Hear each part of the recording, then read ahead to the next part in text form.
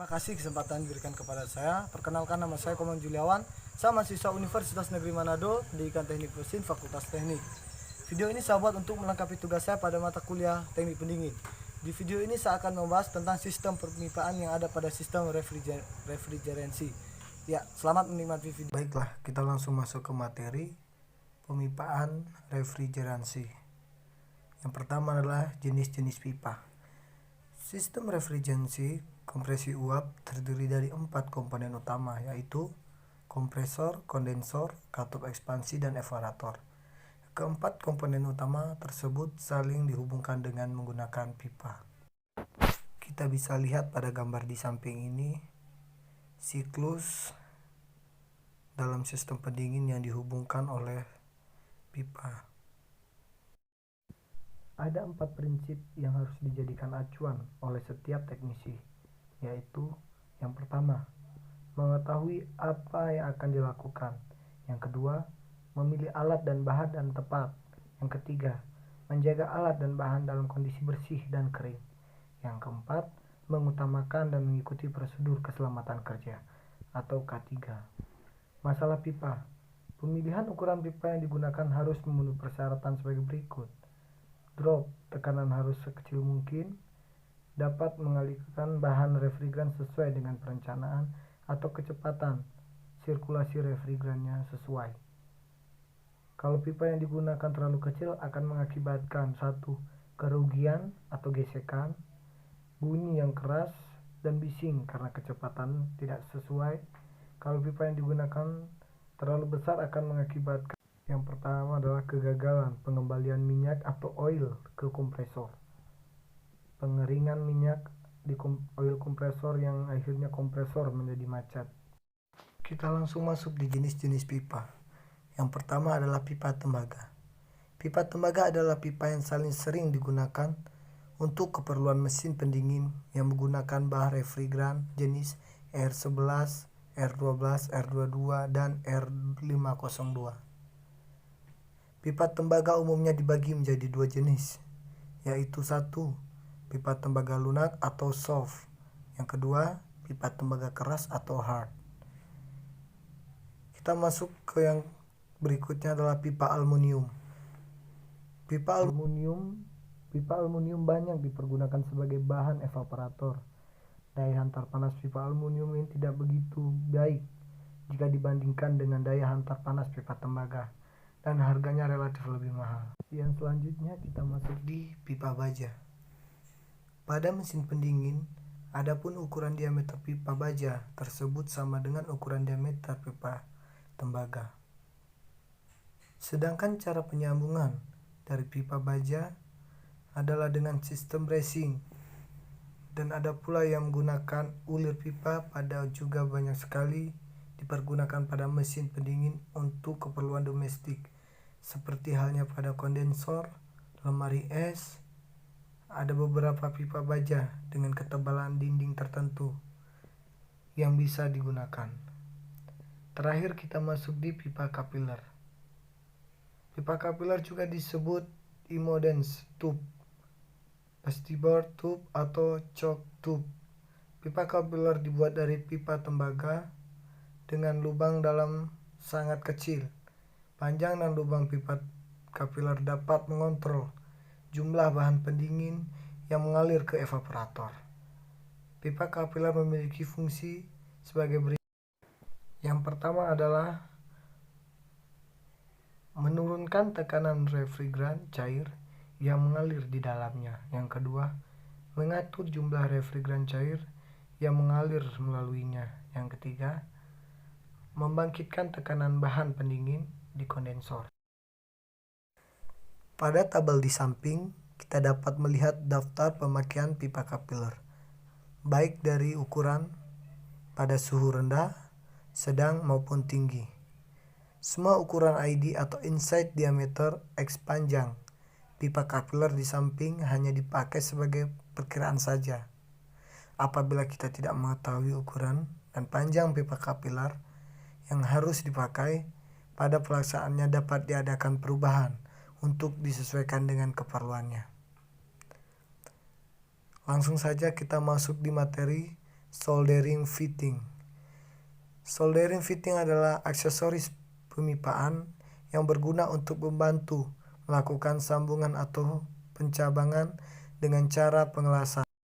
Beberapa jenis solder fitting yang sering digunakan adalah socket coupling. Reducing socket adalah salah satu jenis aksesoris pemipaan, di mana fungsi dari reducing socket ini adalah melakukan penyambungan dua buah pipa yang diameternya berbeda. Yang kedua adalah bengkokan pipa atau elbow. Di pasaran, elbow tersedia dengan berbagai jenis, diantaranya ada elbow 450, 900, dan ada pula yang radius bengkoknya 1800. Nah, untuk gambar di samping ini terdapat contoh elbow yang kebengkokannya adalah 45 derajat. Yang selanjutnya di sini ada soket cabang T. Untuk membuat pencabangan pipa, saluran mesin pendingin baik itu untuk menempatkan alat ukur tekanan rendah maupun tekanan tinggi atau pemasangan ventil atau komponen lainnya, maka di sini diperlukan suatu alat aksesoris yang disebut dengan soket cabang T. Kita bisa lihat gambar soket cabang T pada gambar di samping. Untuk alat selanjutnya adalah flaring fitting. Flaring fitting adalah salah satu aksesoris pemipaan yang berfungsi untuk membantu melakukan penyambungan pipa yang tidak permanen, baik itu sambungan pipa dengan venti maupun pipa dengan komponen yang lainnya seperti halnya dengan filter, dryer, shake, glass, solenoid, atau stop can. Nah, kita akan masuk di alat kerja pipa. Yang pertama adalah pemotong pipa atau tubing cutter. Dalam pemotong pipa ada dua jenis macam tubing cutter dan gergaji hacksaw. Yang perlu diperhatikan pada saat memotong pipa adalah jangan sampai kotoran-kotoran masuk dalam sistem waktu pemotongan pipa. Alat pemotong pipa atau cutter dapat kita lihat pada gambar di bawah. Yang kedua adalah reamer dan dubber. Pipa tembaga setelah dipotong ujungnya tidak rata pada bagian dalam maupun bagian luarnya. Nah, untuk meratakan pipa bagian dalam ataupun bagian luar, kita dapat menggunakan alat yaitu reamer dan dubber. Untuk gambar kita dapat melihat di samping kanan. Untuk alat selanjutnya kita masuk di flaring atau swagging tool.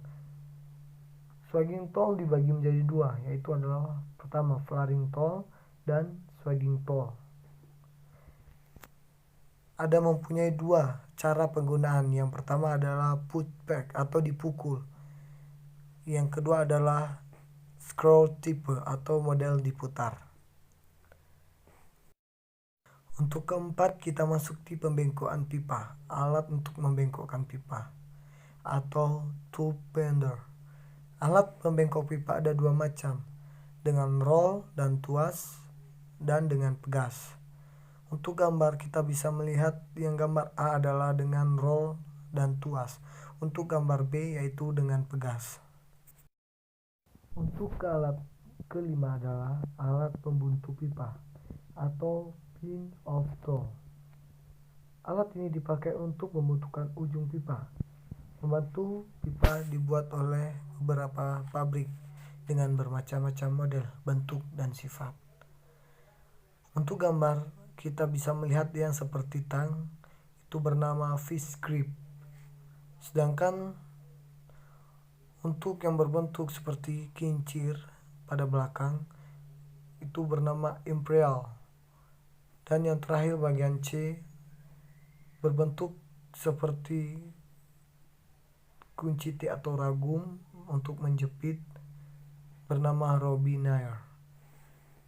Kita masuk di materi selanjutnya adalah pengerjaan pemipaan refrigerasi.